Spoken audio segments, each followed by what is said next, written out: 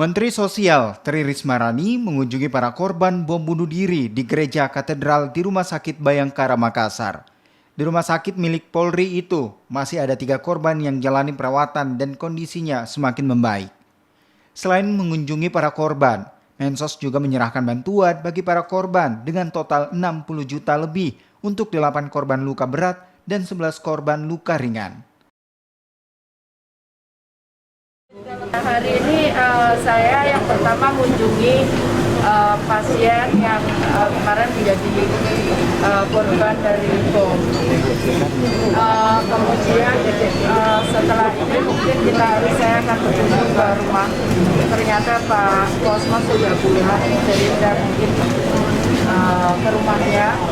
Setelah itu nanti sore kita akan buka bersama sambil kita memberikan santunan untuk korban dan para guru yang ada penembakan di Papua.